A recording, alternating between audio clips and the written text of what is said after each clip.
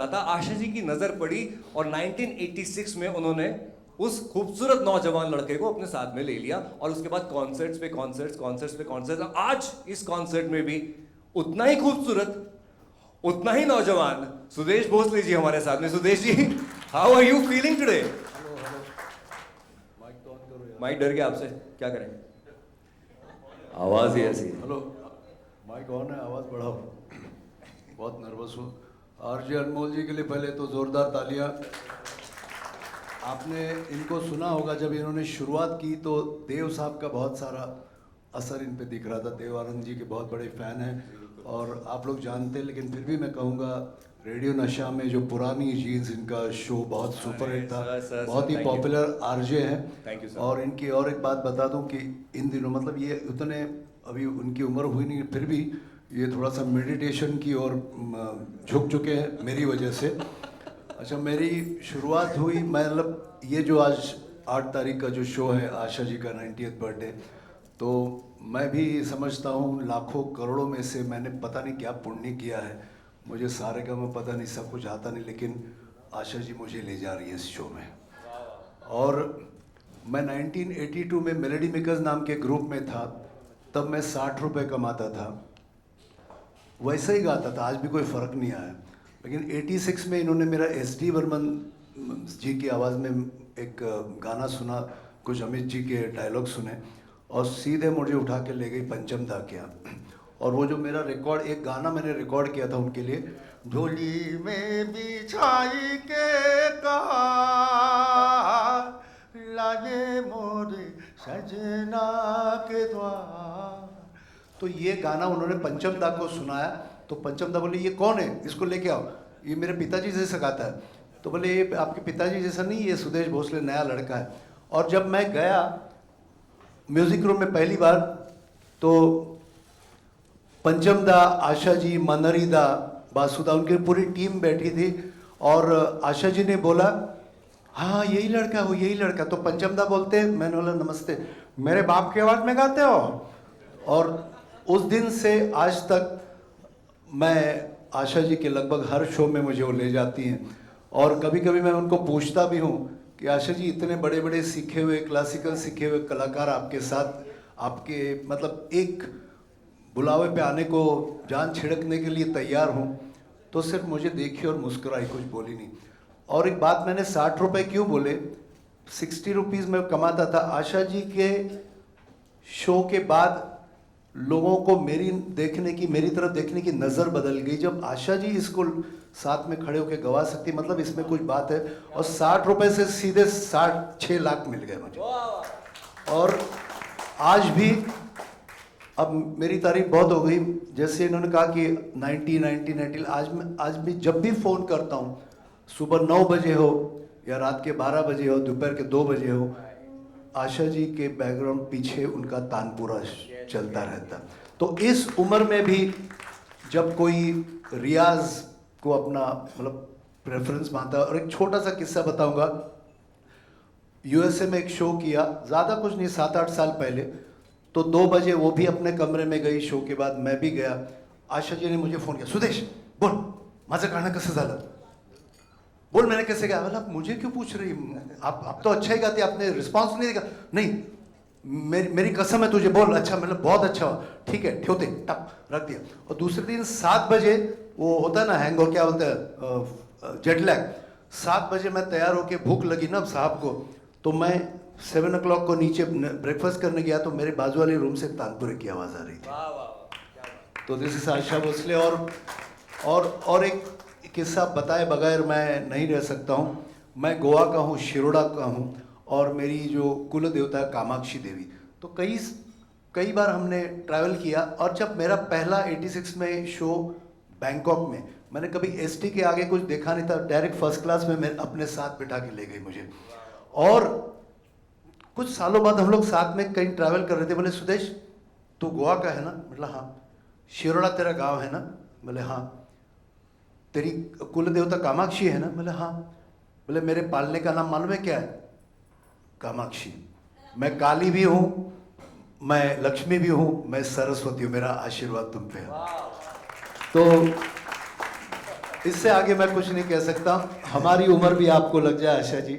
और ये कभी फोन करती मुझे, सुदेश क्या करतोस, तुझ्या आवाजाला काय झालाय? म्हटलं थोड़ा सा टेंशन में हूँ। टेंशन? तुझे क्या टेंशन? मतलब है तुझ प्रॉब्लम? दूसरे दिन मेरे घर आई, उस दिन लता जी का बर्थडे था, दीदी को सिर्फ विश किया, मेरे घर आई और इतना बड़ा गोल्ड प्लेटेड दगड़ू शेठ हलवाई का वो गणपति की मूर्ति मेरे यहाँ ले आई। बोले तूने जब से बोला ना कि मैं टेंशन में, मैं तब से सोच रही तुझे क्या दूँ क्या, जो अब हमारे घर में आके मंदिर में उस गणपति की स्थापना की, बोले तुझे सगळे प्रॉब्लेम आजपासून सॉल्व झाले, मी तुझ्या पाठीशी। क्या बात। थैंक यू भाई, thank you. Thank you Sudesh ji, बहुत बहुत शुक्रिया। जैसा कि मैंने आपको शुरुआत में ही कही थी कि हम सब अपनी पर्सनल ज़िंदगी में, अपनी प्रोफेशनल ज़िंदगी में कुछ भी हो, उस सबसे पहले हम आशा जी के फ़ैन बने तभी शायद यहाँ तक पहुँच पाए। और सलीम सुलेमान आज इस वक्त हमारे साथ में है।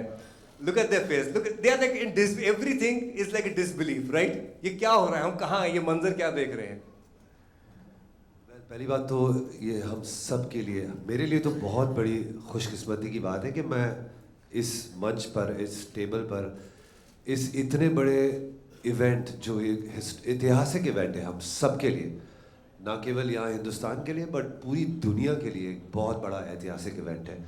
और ये हम सब के लिए इट्स अ ट्रीट कि एक लेजेंड माँ सरस्वती आशा भोसले जी अपने खुद के 90th बर्थडे पर हम सब के लिए परफॉर्म कर रही है। इससे बड़ी बात ये तोहफा सिर्फ इनके लिए नहीं, इनके फैंस के लिए, पूरी दुनिया के लिए है। तो ये मेरी तो थोड़ी सी खुशकिस्मती और भी रही है कि मैं कुछ पल इनके साथ में बिताया था कुछ साल पहले जब हम एक रियलिटी शो कर रहे थे, और ऐसी ऐसी बातें मैंने सुनी है म्यूज़िक के लिए, रियाज के लिए, गायकी के लिए। और ख़ास तौर पर मैं कहना चाहता हूँ हमारे सबसे favourite music director Madan Mohan ji के बारे में कुछ पल जो उन्होंने शेयर किए, मेरे लिए वो ही इतनी मतलब यादगार और अनमोल है। और मैं तो ये कहूँगा कि music is blessed because of Asha ji. Music is blessed because of Asha ji. इतने सारे गाने, इतने सारे कंपोजर्स के साथ में उन्होंने काम किया है, इतना कुछ, उनकी याददाश्त, मेमोरी, एक एक चीज़ उनको याद है, एक एक गाना, एक एक पल, एक एक रिकॉर्डिंग, इनके साथ कुछ पल बिताना ये ज़िंदगी के सबसे अनमोल पल है हम सब के लिए। तो हम सब बहुत खुशकिस्मत है कि आज हम ये विटनेस कर रहे हैं, और ये हम सब के लिए बहुत बहुत बड़ी बात है। बहुत सही कहा आपने कि हम सबके लिए बहुत बड़ी बात है, खुशकिस्मत है हम कि अब अपनी आंखों के सामने ये मंजर देख रहे हैं। I will go to Asha ji, but before that a very special gentleman who is feeling so proud. उनके गालों की चमक बता रही है कि इस वक्त उनके जहन में क्या चल रहा है, क्योंकि उनके एक तरफ उनकी बेटी बैठी हुई हैं जो कि इस शो पे परफॉर्म करने वाली हैं, एक तरफ उनकी माता जी बैठी हुई हैं जो परफॉर्म करने वाली हैं।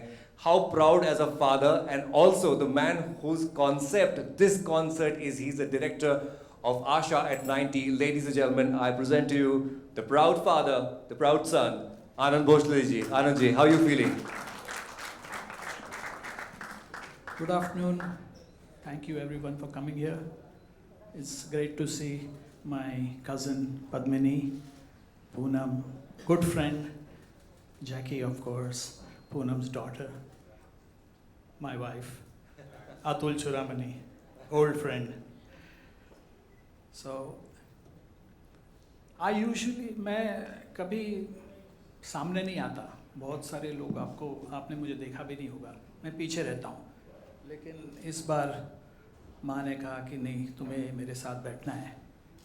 सलमान भाई और हम पुराने फ्रेंड्स हैं, इन्होंने लास्ट ईयर मुझे कहा कि आशा जी का 90th शो मैं करना चाहता हूँ, तो मैंने उनको वादा किया, ये वादा रहा। वो देखा नहीं उसने, मतलब ये वादा रहा। तो ये शो बहुत दिल के करीब है, बहुत बड़ा शो है। ये एक्चुअली शो नहीं कह सकते, ये एक ब्रॉडवे टाइप प्रेजेंटेशन है। मेरी माँ की कहानी जब से उन्होंने शुरुआत की अब तक, आज तक, एक म्यूज़िकली इसको हम लोग प्रेजेंट करेंगे। हमारे साथ अबाउट 55 लोग परफॉर्म करेंगे, 23 डांसर्स हैं, म्यूजिशियंस 20 एक म्यूजिशियंस हैं, टेक्नीशियंस हैं, सिंगर सुदेश जी हैं। तो ये अभी ये सब लोग कह रहे थे कि आशा जी गाने वाली है 90th ईयर, तो उन्होंने मुझे कान में कहा मैं नहीं गाने वाली, ये सब मेरे लिए गाएंगे। तो बस thank you very much Anmol, thank you everyone, and I will give it back to you. Thank you so much, thank you, बहुत बहुत शुक्रिया। मैंने बातों में सुना है, माँ बाप से सुना है, बड़े बूढ़ों से सुना है, लेकिन सुनी सुनाई बातों में मैं जाता नहीं। लेकिन लोगों ने कहा है कि जब भगवान के दर्शन होते हैं तो भगवान सिर्फ खुद नहीं दिखते, उनमें बहुत सारे भगवान एक साथ दिखाई पड़ जाते हैं। आज जब स्टेज पे हम सबकी निगाहें आशा जी की ओर बढ़ेंगी तो मुझे लगता है किशोर दा भी दिखाई देंगे, रफ़ी साहब भी दिखाई देंगे, SD बर्मन भी दिखाई देंगे, पंचम दा भी दिखाई देंगे। वो बड़े बड़े लेजेंड्स जो आज हमारे साथ में नहीं हैं वो सब दिखाई देंगे सिर्फ आशा जी में। बिकॉज लेडीज एंड जेंटलमैन, कोई संकोच नहीं है मुझे ये कहने में, आज मैं आरजे अनमोल के बड़े हक के साथ कहता हूँ, बड़े गर्व के साथ कहता हूँ कि I am presenting you the last empress of the legends of the legends, ladies and gentleman, Asha Bhosle ji. Asha ji is here, that's what I am saying the calibre is. वो सब music composers, Sahir Ludhianvi, Shailendra, Majrooh Sahab, everybody together, we will see them all in आशा भोसले जी। आशा जी, आप कैसा feel कर रही हैं? मुझे पता है आपके जहन में, लेडीज एंड जेंटलमैन जोरदार तालियां। Thank you, please sit.